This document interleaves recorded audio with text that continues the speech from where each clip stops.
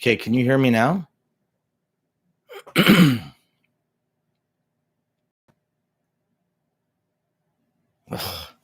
I don't get it. I don't get it. I don't get it. Sometimes you go on and it works, and sometimes you go on and it doesn't. Guys, I don't understand. Absolutely ridiculous.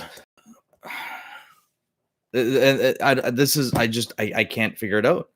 I've been on Zoom calls all day today. I've used my FaceTime. Then before we came on, I restarted it. So I don't know if it's something with when we're setting up the streams, and maybe we shouldn't do that. I don't know.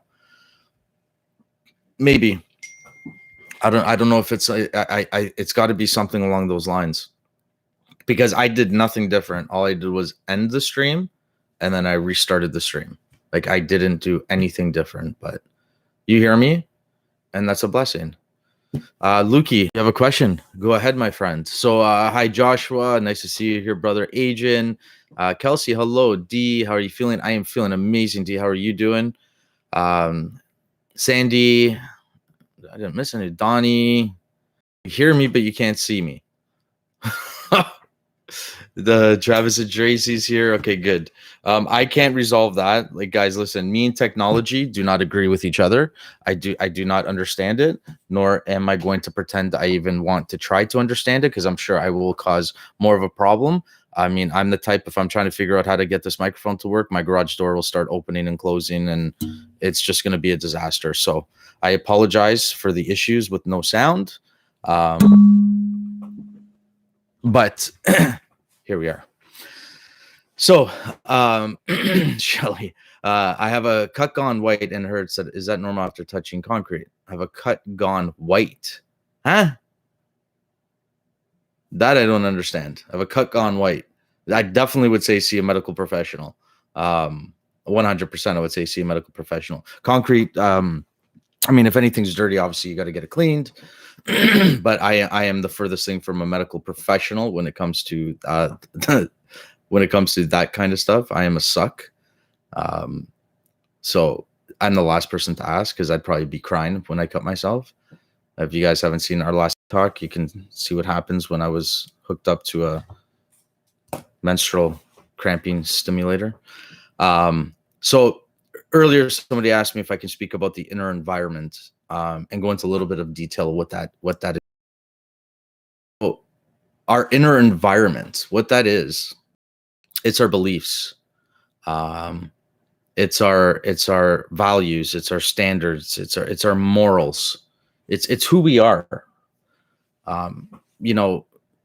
As children, the people we were raised by instilled these in us. This is part of cognitive learning, right? These are the things we witnessed, we seen, we felt, we adapted to. So that is what our inner environment is. I give a good example of it when we were talking about my religion and Mary and Valerie, and how we both came into this marriage as Roman Catholics. And, I was raised going to church with my grandmother, and a lot of it was that experience I had being with my grandparents. I also seen what it meant to her, and the morals and values it carried. So these were instilled in me. And growing up, I continued that. And when I met Valerie, and after Valerie, started getting into other aspects of ideology, it caused some disturbance in our marriage, because I was like, well, we're Catholic. And, I got scared, and I didn't know what that meant, where she didn't want our children getting, having communion or going to a Catholic school. And I'm like, but my whole family is. And, that was my inner environment talking, and it built up that wall of protection, and it caused an interference in our marriage. So that's where I'm talking about our inner environment. Our inner environment is how we were raised, what it is we hold inside. Now, again, guys, it's not to say that, dismantle all your beliefs. It's not to say that how you are is wrong. How you are now as people, I mean, you've kind of meshed together a world of how you were raised, how you were brought up, and these morals and values that were instilled, versus what you've adapted to as you were growing. Of course, those can change, and of course, you're more than able to adapt, and that's all individualized, right, to each person. But the reality is that a lot of times as we go through life, this belief system that we carry with us is not necessarily ours. Look, speaking to all of you, maybe your religion, could have been something that was generation after generation after generation. This is learned behavior, and once again, guys, please don't think I'm saying anything negative about, that anybody is wrong. But it's much like, people that were born and raised by the KKK, people that were born and raised into the radical Islamic communities, right? These are things that, when you're in a product of that environment, you might not necessarily know any different. This is the world that you've created. Okay. So, and once again, please don't think I'm comparing Roman Catholic to any of these other ideologies or upbringings that I'm talking about. What I'm saying is, when you become that product of that environment, that world becomes your world. That world becomes the norm to you. Okay. So growing up, that world becomes the norm. Sometimes when you grow up with an alcoholic family or an abusive parents, you can go one way or you can go the other way. It's all based on your perspective. So be mindful of that. Another thing I do want to say,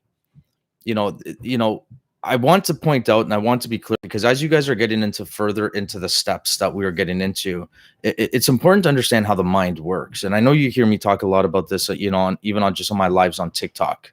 Okay. It's extremely important to understand right now, as all of you are here and present, you're only functioning with 5% of your conscious mind. Everything about us resides in our subconscious mind. And you really need to be mindful of how that subconscious mind works. It's 95% of who you are as people. So we talk about how the subconscious mind works, and the main objective is language. Much like a computer, much like anything you're programming, it's all based on language. Whatever you're telling it is going to happen. So you need to be very mindful of the language you are using. Will was wondering why his oxygen concentrator kept. Sorry, Will. See what happens when I start messing with technology. Sandy, I had dinner at church. First time I've been to the church in a year. I didn't really feel comfortable. I had fun, but I want to go home. Not a lot of people, but no one with the mask except the cook. So now this is another, comfort that we have adapted to. Masks. Okay, so this is a great example on how this works, right? This is a great example on how this reality becomes our norm. Wearing masks. Now, as soon as we see somebody not wearing a mask, we panic. We've adapted to this society. We've adapted to that, and that's where it's all based on your perspective, Sandy. It's fine, that they weren't wearing a mask. It's fine. You protect yourself. Alda, hello, how are you? Nikki, what if you were brought up in a horribly abusive environment? So when you're saying what if, are you talking about how that would affect you now? Or are you talking about how you're able to overcome these past traumas? I need a little bit more information there, Nikki. Luke, one thing I've learned a lot from Anthony is I hide a lot of things from people because I used to believe if I didn't, I was weak, but it makes me stronger. Absolutely. It's taking responsibility for those emotions. It's being who you truly are as a person. Joshua, I found that when I should be mad, I'm afraid of everything now, and it makes me physically sick. So you found that when you should be mad, you're afraid. So what you're doing is you have allowed that wall to come down. So listen, guys, in life, it's stages. It's like an onion. You're peeling back those layers. Okay. So yeah, before when, you would feel fear or sadness, that wall would come up. And over the years, believe it or not, you build that wall up stronger. That little wall becomes a 6-foot wall. Okay. And it's a lot harder to take down. So before, you would feel these uncomfortable emotions. Sadness is a very uncomfortable emotion for a lot of people. Fear is another very uncomfortable emotion for a lot of people. So what happens is we build that wall to protect us, and that wall is fueled by anger. So now what happens is when that wall comes down, now you're able to expose the real emotion that resides, and that's what you need to look at. This is where I say stop looking at the what and worry about the why. You know, when a situation happens, or when something's going on, or you know, these you know, we deal with this shit every day in life, right? So anytime a situation occurs and you're concentrating on the what, you're blinding yourself to the real reason as to what caused that, which is the why. Why do I feel like this? Why did it happen? Get to the root of it, and that will drastically change your perspective. Karen, Nikki, I experienced that, and it definitely played a role in how I disciplined my daughter. Yes, it can go both ways, right? I'm vaccinated, so I'm fine. I just don't want to be around people in general. I'm kind of happy as a hermit. Well, are you really happy as a hermit? We've already established this. Because I remember talking to you when COVID started and all these lockdowns were happening. And in fact, you were scared. You didn't like it. So it's funny how a lot of people who suffer from anxiety, you know, want to be sheltered and want to run and hide. I remember when I had anxiety, I didn't want to be around anybody. I wanted to run and hide. But then a pandemic like this happens and everybody is running and hiding, and people's anxiety, you know, it's affecting their anxiety even more. You know, when you think about that, think about how that is. Like it's you're building your own comfort. You're building your own reality. So what is going on here is perfect proof that you can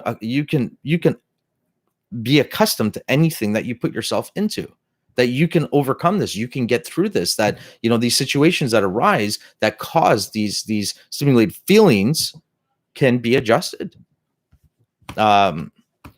Travis, today I took a personal day. We went and forgot about the negative and had a good day. You know, it's amazing when you can do that. And it's amazing. The thing is this, it's the negatives are going to be there. And by no stretch of the imagination am I saying try and forget about those negatives. But there's always a positive within those negatives. There is. And the thing is if this is where we talk about the what and the why, right? If you're going to just bring up those negatives, much like living with anxiety, living in fear, living how we've been living, when you're going to bring up those negative responses, that's where we're talking about language. This is where you are feeding and fueling your subconscious mind. Now what happens is it releases those chemicals and the sympathetic nervous system kicks in. So now all you're going to see is the negative. So a bad situation happens, you're going to look at everything. And it's almost what it does is it's almost like it's trying to convince you that that's bad, because that's its job. That's what it's supposed to do. It's supposed to point out all the negatives, but you need to have that strength and find a way to be able to look at the positives, because the second you're able to look at the positives, a new world it just opens up. It's like, you know, looking through at one side with rose-colored glasses and then having a clear angle as to what is really going on there. So that is extremely important, because you can go both ways. If you try to live in that negative, all you're going to see is the negative, because that's all your mind is going to allow you to see, because that's exactly what it is supposed to be doing.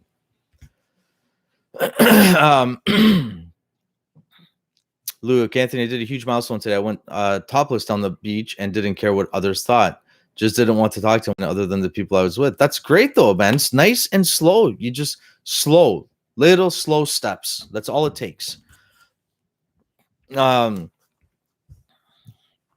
Nikki, I tried to be the one to break the cycle, but I've noticed past trauma resurfaces where I don't know how to heal that, so I bury it so my kids can move in a different direction, if that makes sense. So I've tried to be one to break the cycle, but I've noticed past trauma. So these cycles are patterns, and this is a pattern behavior you've become used to. Okay, so this is where cognitive therapy comes into play. Okay, you got to be very mindful of this. When you think back to any situation, and I'm sure you've heard me say this many times, Nikki, when we think back to these memories, we're not going back to the exact moment in time. We're only going back to the last time we thought about it. So these patterns and this behavior can be altered. You know, it's this program that we've programmed ourselves, and it's difficult to get out of that. You know, it's difficult because this is something that has been with you for years and years and years and years, and it became part of your norm. A lot of time anxiety surfaces because, one mind is arguing with the other mind, and the conscious mind is saying, well, I know this isn't normal because this is, this is me. And then the subconscious mind is saying, no, this isn't you. This isn't normal. This is the pattern that we've been seeing, and this is what we're going to continue forward with. So you have to be very mindful of that. Nikki, once again, it's all about language. Don't be scared to talk to yourself. Language is extremely important. Just remember, if you're going to say, well, this is the way it is, and this is how I am, and it's from this or from that, that's what's going to happen. Language is one of the most important parts of feeding the subconscious mind. We are both here. Awesome. Eddington, howdy.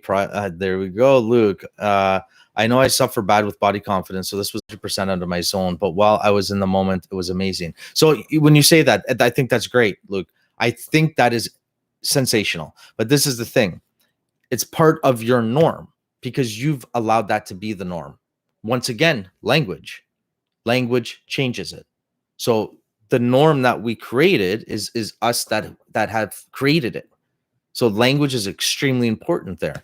And Luke, it's important to go back to today. It's important to go back. How did I feel? It felt good. I was okay. I didn't care. I was living. It was like almost like a newfound freedom. When you go back to that and you keep talking to yourself about that, it's going to get better and it's going to get easier. 100%. Rebecca, hello. There we go. Welcome, Rebecca. Now ask Anthony something, though. We're going to wait, Rebecca. Go ahead. We'll wait for you to ask. I don't want to put you on the spot or nothing. But yeah, guys, I cannot say enough how important language is. Hugely important. Hugely important. You are feeding that subconscious mind daily. Feed it properly. Rebecca, okay, so my 3-year-old granddaughter, her mom and daddy all have COVID now, and I'm all stressed. So Rebecca, of course, that's normal. The media, brings out COVID as this terrible thing. I don't think there's anything to worry about in terms of COVID. I think what is going on is what they're concerned about is not putting a stop to it in the different variants that are coming up. And of course, a lot of elderly people are getting it, and it's causing a lot of hospital visits. But when you're saying you're stressed, these are things you have to look at. What is it that's stressing you out? Because it is a normal response. It's a very normal response. I've had COVID. My whole family's had COVID. Valerie's grandmother and father have had COVID. We've been around COVID a lot. So what the question is what is it that's stressing you out? Are you scared for them? Are you stressed out about yourself getting it? What is going on? Nikki, part of it is because my mom is still here and tells me the same as when I was a kid. Though she can't hit me anymore, she says she wish I wasn't born. I ruined get life by being born, etc. Okay, so this is the thing. What you're doing is you're allowing somebody else to control your emotions. Okay, there's obviously some anger and hatred in what's going on with your mom. Now, in saying that, a lot of times, did you ever think maybe that your mother felt like she failed as a mom, and it's easier to project that anger onto somebody else? Because that happens a lot, Nikki. That happens a lot. A lot of times when certain people and certain personality traits, when they feel that they failed, when they felt that they weren't good enough, they become bullies. That's usually what happens, right? And they want to deflect what it is that they're feeling and put that blame and responsibility on somebody else. So a lot of times it's all about perspective. Perspective is huge. And life is about perspective and choice. So be very mindful of that. Stop looking at yourself and look where it's coming from. Stop putting your energy in you and this hurtful remarks and words that you're getting, because that's not true and that's not you. If somebody else feels that way, that's on them. And especially if they have no reason to feel that way. If that's the case, then it's them. There's something going on with them. They're hurt about something. They are bothered about something. So imagine living an angry life like that, where you need to blame everybody for everything. Many people have been there. A lot of you know where I'm coming from, where we've lived in that world of anger and hatred and judgment. Okay. And think about how horrible it was to live like that. So at the end of the day, when somebody is being like that, you need to see where it's coming from, and that'll shift your energy. Eddington, like Anthony, what is the answer to the ultimate question? The journey, not the destination. That is the answer to the ultimate question. The ultimate question for me is, what is the meaning of life? The meaning of life is the journey, not the destination, because we all know where that destination is going to lead us. But what's important is the journey that took you there. And the ultimate question has been answered. You're welcome, Eddington. Rebecca, anxiety is through the roof. Guilty is here because I'm fully vaccinated. Anxiety is through the roof. Guilt. You're guilty because of why? Because you're fully vaccinated? So you feel guilty because they contracted it? It's fine. Listen, it's on them. That's on them. It's gonna be fine. It is totally fine. If they don't want to get vaccinated or they didn't get vaccinated, it's fine. And it's going to be fine, Rebecca. It's going to be fine. Luke, language comes in two forms, right? Verbal and physical, and both play a huge part in all, but I hope I get the confidence I deserve. Luke, if you deserve that confidence, then you need to tell yourself that you deserve that confidence. You need to continue moving forward, knowing that you deserve that confidence. The confidence comes from you, from within. You don't need any type of sorry. This thing just jumped. You don't need any type of external dialogue for that. That's on you, my friend. And I think you're doing an amazing job, and I think you need to continue moving forward. Nikki, not trying to whine. That's what I meant. We're kind of no, Nikki. Don't think this is a safe place, honey. Do not think you're whining here at all. You're totally fine, Nikki. Joshua, the fear I have confidence related. I don't have army battle buddy by my side anymore, so I feel alone when I face people giving me issues. So, that's another thing with self-confidence, right? What you've done, Josh, you have put that responsibility on other people. Okay, and it's time to take the responsibility for yourself. Okay, so I don't feel safe because I don't have that person beside me. You don't need that person beside you.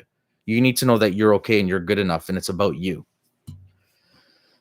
Eddington, someone has not read A Hitchhiker's Guide to the Universe. No, I read a book called My Tragic Pursuit and the 5 Steps to Freedom. That's the one I read right here. And then I took an amazing app called the Awaken Program, and that's all I needed. I'm crying now because I know the problem now, and it hurts so bad. It's that no one is there to save me anymore. And this is the thing. Do you see what happens, Joshua, when you put that responsibility on other people? That's what happens. This is where I help you become you. You need to become strong yourself, because if you constantly point that finger and put that responsibility on other people, it's going to crumble. Okay. It's constant, and we constantly do that. So this is where I said, you don't look at the what. The what is the other person. You look at the why. What is it that I feel I need that other person to be here for? I don't have that other person here. I feel alone. That's the what. Stop looking at that. Why do I feel alone? Why do I feel I need this other person here? That's what you need to start looking into and start digging deep down inside about. So yes. Kara's laughing at Eddington. Anthony is going to send some swag to the person that knows the real answer. I'll do it. So what is the question? Is that through the Hitchhiker's Guide to the I'll do it. We'll play a little game right now. How are you, Anthony? I am doing amazing. Travis and Tracy, how are you?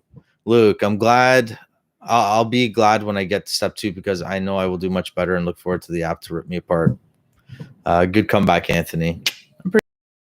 I need to stop being an enabler. Hey, Rebecca, being an enabler, yes. It's one of those things where a lot of times, we feel that we're doing the right thing. And of course it is the right thing, but there's that fine line between enabling, right? And a lot of times when we hold on to these things that we think that are serving good purpose, in fact, they're not. It makes it a lot worse. So what is the Adrian Rizzo says 42? Did I miss something here? So Eddington asks, what is the answer to the ultimate question? So whoever gets that correct is going to win some swag, except for Eddington. Eddington is the only one that cannot. Oh, so Adrian got it. There you go, Adrian. So Adrian, can you email me? Let me know what size you are.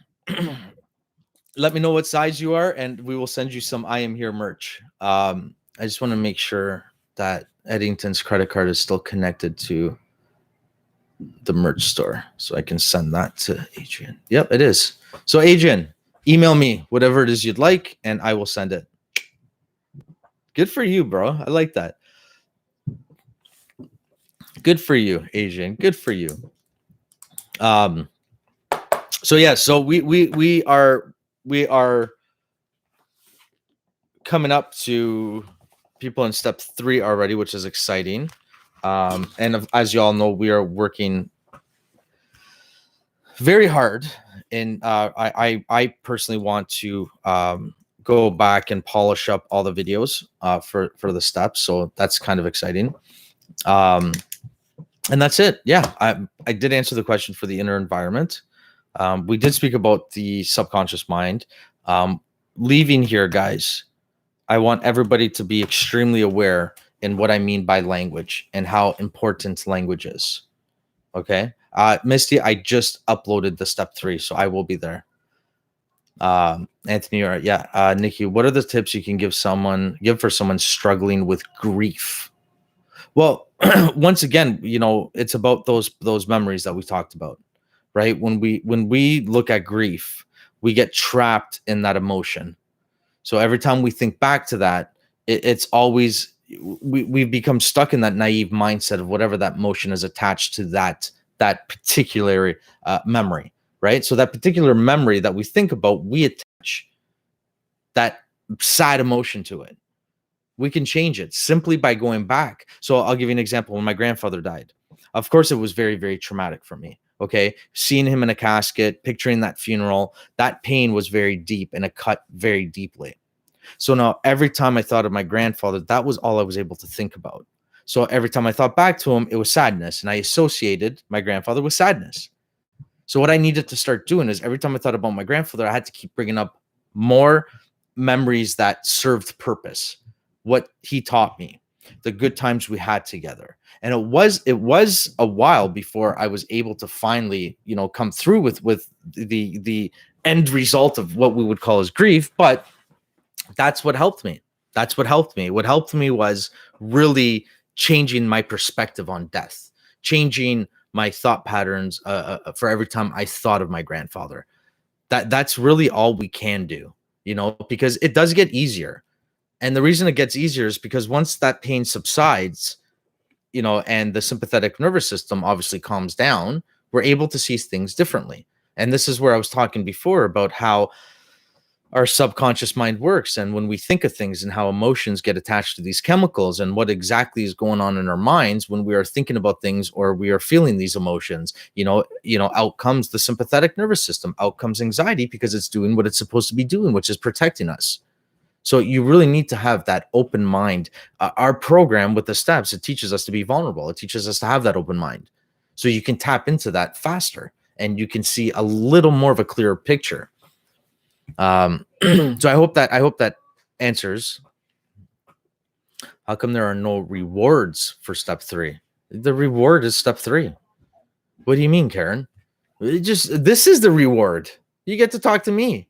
No, we're working on, we're changing it all. We wanted to get the program out. So little things like a couple of the bonus videos is what you're talking about. Some small stuff like that. Yes. We are going to restructure and put it in there. In step 2, there was a meditation. I'll get there. I learned my landscape skills from my grandfather. And when he passed, I went to college to study horticulture, which helped me heal. Fell in love with outdoor work more. Well, that's great, Luke. I love that. I took a class in grief once. I was mad at my mom for dying on me. That's very normal. So I wrote her a letter telling her how I was mad at her for leaving me and how much I loved her. I was brutal in writing it. Rebecca, yeah, that I have those letters I think are very important. Cord cutting is what it is, and I think it's great. And it is a very normal response. So I want you to be mindful of that. Don't think that you're anyone different for having anger when somebody passes. And it's a nice reward to just see your face. CJ, hello, my friend. How are you? Karen, Sandy, suck up, right? Send Val some love from us. I absolutely will, my friend. Rebecca, then I read the letter aloud to 6 different people, and each time it became easier. Do you see? It's acceptance. This is what it is. It's all about acceptance. And the more you're able to communicate that and understand and change that perspective of how you felt the first time you read it to how you felt by the last time you read it, you're actually changing your patterns. You're fueling your subconscious mind on a more positive note. Does that make sense? Josh, oh my God, I realized just now my anger makes me want to tell them no one will save you from me, but I fear making someone feel like that. I realized just now my anger makes me want to tell them no one will save you from me. But if you're someone feel like that, I'm not, I kind of understand what you're saying. I do kind of understand what you're saying. And it's like I said before, it's very important to understand that you should not be putting responsibility on anyone, right? Travis, Tracy has a question, but can't figure out how to word it. Okay. I just spit it out. Spit it out.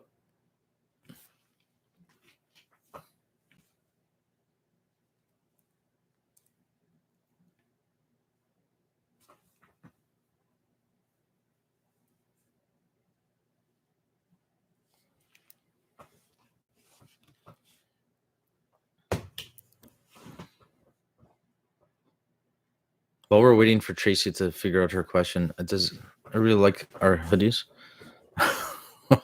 I feel like I'm on the spot. Anthony, how are you after that video?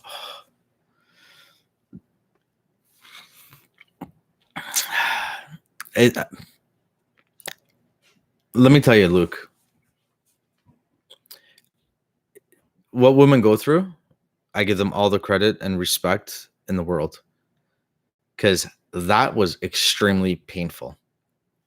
Extremely. And I didn't even get up to the levels that Valerie did, and this all came about with Valerie. We were having a conversation about childbirth, and Valerie birthed all 3 of our children with to all natural. In fact, Keegan was born at home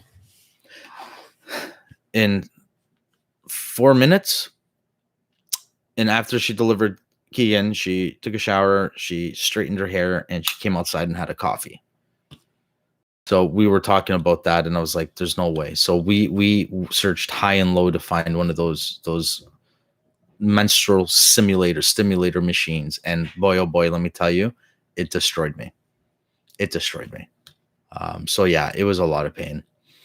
Karen, I'm afraid of my anger because at times it controls me. And yeah, I get it. And I understand that. But having the acknowledgement that you are scared of it because it controls you is one step in the right direction, and you will get to that point. But once again, it's language, right? Don't get angry and then just walk away from it and regret the fact you got angry. Get angry, walk away, regret the fact, and go back to, why did I get angry? What happened? How can I not get to that point? It's taking that step back and understanding before it happens. That's where I say, once again, look at the why, not the what. How can you stop anxiety from preventing you from making new friendships? How can you stop anxiety from preventing you from making new friendships? So with anxiety, it's about, trust. You need to start trusting yourself. And you need to get out there and figure out, okay, well, what is it that's it? Once again, it's not the what, it's the why. Why do I feel I can't make new friendships? Why do I feel scared to make new? There's a lot of questions there that you need to start asking yourself, but you need to pick them apart one by one. New friendships and letting go of the toxic ones. So with I hear this a lot about removing the toxicity and staying away from toxic people. You don't need to do all of that.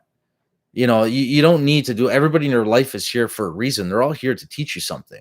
If somebody wants to be toxic, it's better to understand that they are the toxic ones. That's on them. You don't have to allow it to affect your life. If it's affecting your life, then that's something you need to work on. That's something that you need to build that strength on. You cannot just run from these things because it's going to be everywhere. I'm not saying you have to indulge in it and you got to be around it 24 hours of the day. I'm not saying that at all. But you need to go to a deeper level. You need to really go to a deeper level. They can be taught. It's like there's poison in your house, but how come you're not dying from it? Because you're not drinking it. So are we supposed to remove everything in your house, like all these chemicals that can cause an effect on your health? Doesn't make sense. Or, we have rat poison for pesticides. Let's move out of the city because we have that in our house. It doesn't make sense. It's going to be everywhere. But I'm not going to open the bottle and eat it. I understand what it is. It is what it is. And it's not my problem. You need to move forward. You need to carry on. I love my hoodie. Me too. Mandy, hello, my dear. How are you?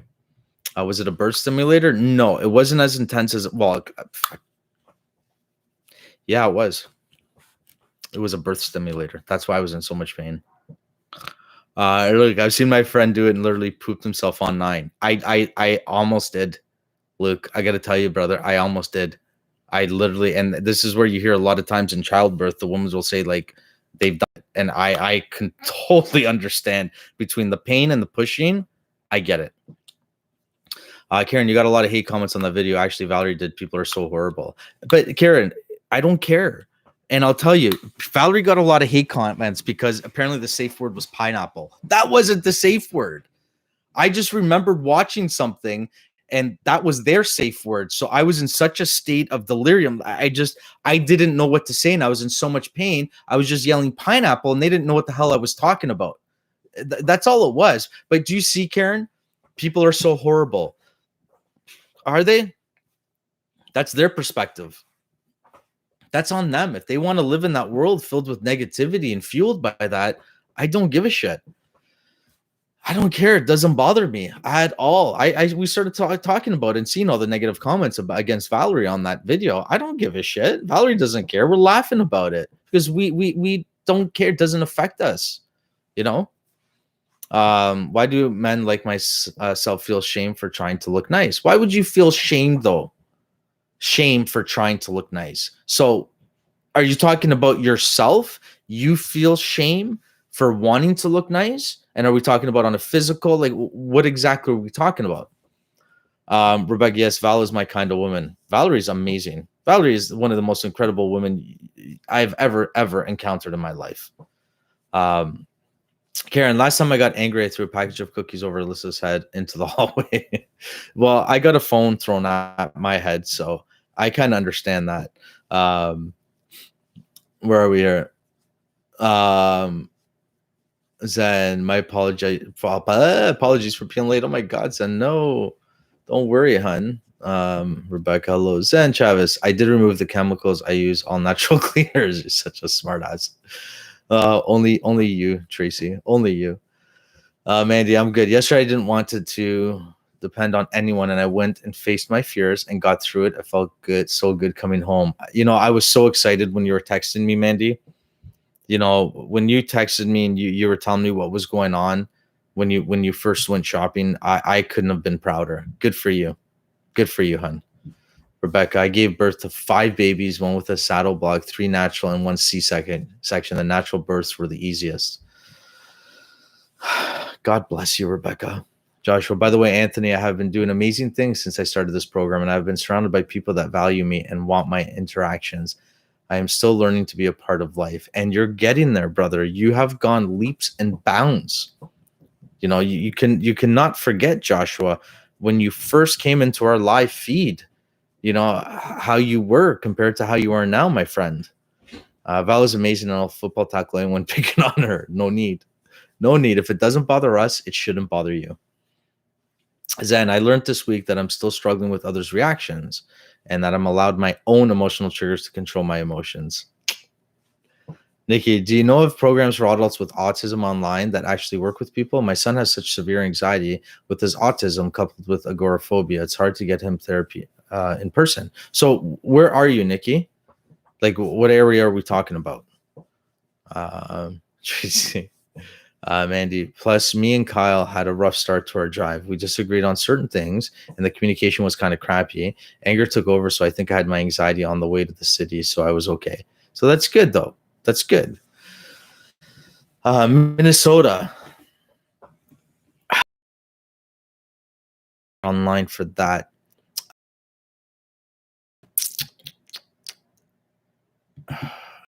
I'm wondering. Let me see. I can try, Nikki. Send me an email at my personal Anthony at iamhere.org. Let me see if I can talk to some people and see what I can do. Rebecca, Anthony, I just want to thank you for reminding me of just how amazing life can be. I'm slowly coming out of my self-built bubble. I love it, Rebecca. And yes, life is absolutely amazing once you're able to see it. It's a thing. We got to see it. And remember, guys, it's like when I was talking to Joshua earlier, you know, we're peeling back these layers. So it's going to take time, right? It's going to take time. The subconscious mind is you know, one of the most advanced tools in existence. Okay. And it's got years and years and years and years of built up patterns that need to be broken. So you don't really see sometimes because we fall in that comfort zone, you know, and we develop these false realities and we become uncomfortably comfortable and it becomes our reality. And, you know, the mind builds up these patterns and we have that interference. You know, the subconscious interferes with the conscious, right? You know, they say we have three minds. This was a study Sigmund Freud did a long time ago. It says we have three minds, the conscious mind, the subconscious mind, and the unconscious mind. And 95% of the makeup and who we are is residing in the subconscious mind, the unconscious mind, the subconscious mind. So we don't even recognize that all these behaviors and everything that is happening is coming forth directly from that subconscious mind.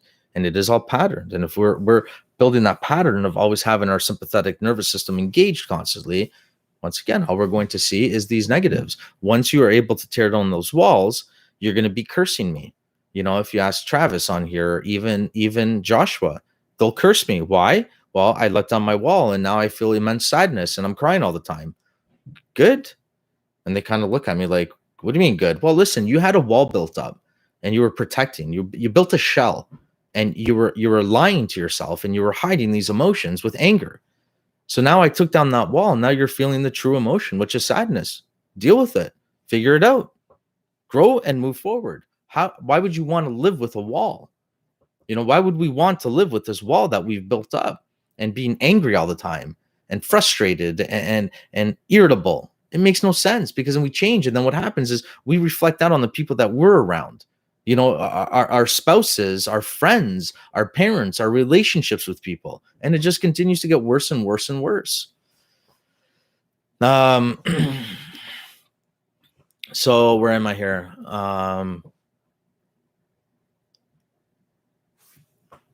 Travis, I feel myself taking more deep breaths to calm myself, but still want to erupt. Of course you want to erupt because it's a pattern. That's how you normally dealt with it. This is how you dealt with it. Something happened to piss you off and you erupt, and that's how I deal with it. What were you resolving? What purpose did it serve? Well, you might have thought at one point, yeah, it works because people around you shut up, but that didn't work because the people around you are like, he's mad, he's angry, let's not say anything. So now they're suppressing their own thoughts. They're suppressing their own feelings. And it's just a recipe for disaster. Luke, sometimes I feel free when I'm doing what I want, not what I think others want me to do. Well, isn't that freedom? That is freedom. That's freedom. You got to do what it is that you want to do because you want to do it. Jennifer, how can you heal the fight and flight part of the brain? Mine kicks in when my anxiety starts. Well, you're not healing that part of the brain. There's nothing to heal. The fight or flight response and anxiety is there to protect you. So it's doing what it's supposed to be doing. When you have that fight or flight response, Jennifer, that's protection. So what we do is we figure out why it feels it needs to protect you. Why is the fight or flight response coming in? That's what we're here for. That's what we talk about. But there's no healing. That's not you cannot take away anxiety. You cannot take away the fight or flight response. Has it become generalized anxiety where it's controlling your life? Absolutely. That's what we work on. But everybody in the world has the fight or flight response. It's like everybody has a heart, everybody has a brain, everybody has liver and lungs and all these amazing organs in our system. And of course, all our immune system and our white blood cells and the way everything responds and the way everything works. So naturally, we also have anxiety, which helps us and helps us survive. Okay, Anthony, once the layer have fall off, how do we keep them from building back up? By continuously doing what we're doing, Rebecca. It's self-work, it's self-love, it's the program. And talking to somebody like me, coming on to calls like this once a week. You think about on here for half an hour a week, an hour of being able to understand and see things in a different perspective, working on yourself. It's like the same thing as going to the gym. You got to work on your mental health. Charles, yes, looking nice, clean cut, dressing nice, doing anything to stand out or draw attention to myself feels shameful. I feel like maybe could be the comfort of depression. So I think it's insecurity, and I think it's self-esteem. I think I think quite possibly you're suffering not the depression, but it feels like maybe you don't feel deserving of that attention. You feel that I don't want that attention because I don't feel I'm good enough for it and I don't deserve it. How does that feel for you when I say that out loud? Nick, your crying is healing. Taking responsibility of that, of course it is. When you're crying, you are healing, but you're also taking responsibility of why you're crying, right? It is hard, but I'm trying to let it down. You will, guys. You will. It all takes time. Luke, sometimes I hate you and I love you at the same time, Anthony. This is because you can easily rip the shit out of me and I don't like it, but I need it. The truth hurts. It's I had this conversation actually with somebody that's on here. I don't know if they want to say that or not, but they were put in a situation that was very, very hurtful. And it was a situation where anybody would look at it and say, you know what, that person did this to me. But the reality was we had to look at the why. And it's hard when you go through, an event that you should be feeling angry about, and you're looking at the other person that did this to me, but then you have to turn this way and look in the mirror and say, that's the reason why they did this. It's because of me. So, that truth hurts. Telling you what you need to hear, not what you want to hear, it hurts. But if it hurts, it's hurting for a reason. It's hurting for a reason because it's those realities that we need to face. And that is what changes you. That is what makes you a stronger person. Not meant from Travis, it was Tracy. Well, I'm shocked there.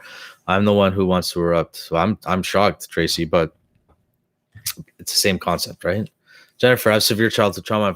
I've had a counselor tell me mine was damaged from the trauma, so it's not normal. Never gave me tools to help me. I'm learning the why more, but at times I don't know why, and it's overwhelming. Jennifer, honey, don't allow it to become overwhelming. It's one small thing at a time, right? You don't understand the why, but you know something needs to change. And, once again, this goes back to the relationship with the conscious mind and the subconscious mind. The subconscious mind has kept these patterns built up, and the subconscious mind is holding the key to all these reasons.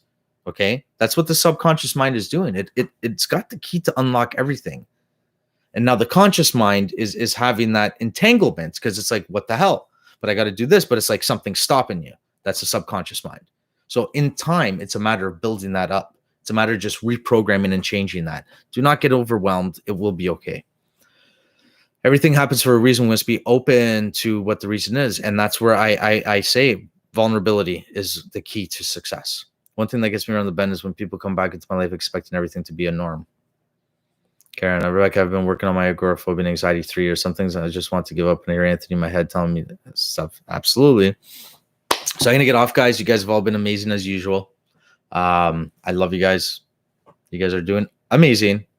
I will be back on next week. Continue to follow our TikTok videos. I will be doing lives on Instagram as well. for any questions. You guys know how to get a hold of me. We're live all the time. Keep moving forward in the program. We got step 1, step 2, and step 3 going. It's very, very, very exciting. So excited for you guys. I'm just seeing how much this is changing all of you. So for me, that's the main objective, and I couldn't be prouder. I love every one of you guys. Thank you so much. Bye, everyone.